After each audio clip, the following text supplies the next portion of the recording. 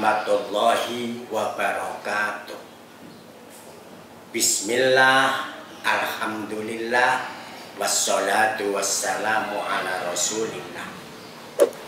Para pemirsa ngalim ngaji 5 menit, selamat berjumpa kembali.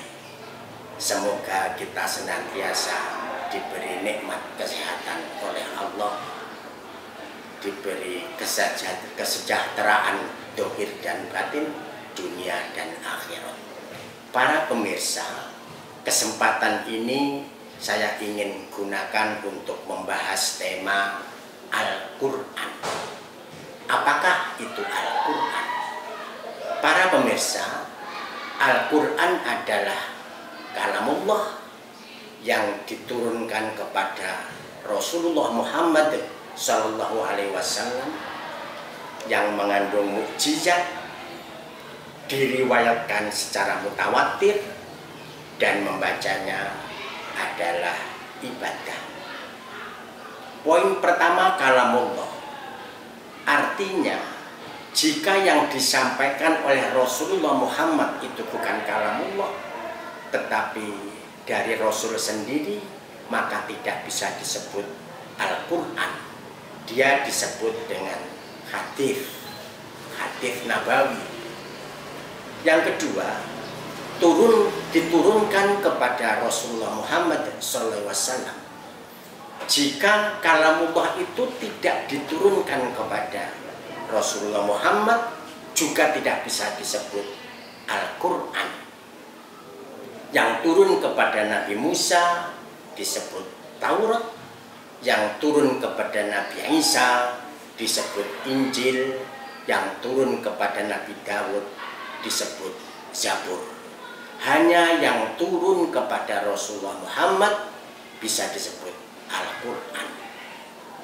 Qaid selanjutnya adalah diriwayatkan secara mutawatir. Al-Quran yang diajarkan Rasulullah kepada para sahabat, didengar oleh para sahabat banyak sekali. Begitu pula sahabat mengajarkan kepada tabi'in yang mendengarkan dan kemudian membaca Al-Quran juga banyak sekali. Begitu pula tabi'in dan seterusnya sampai era kita ini. Al-Quran diriwayatkan dari generasi ke generasi, dari sanad satu ke berikutnya dengan cara mutawatir. Ketika kita membaca dengan satu bacaan yang benar di Indonesia ini, kemudian juga di Mesir misalkan, bacaannya sama. Di Amerika orang membaca Quran asalkan bacaannya benar, sama.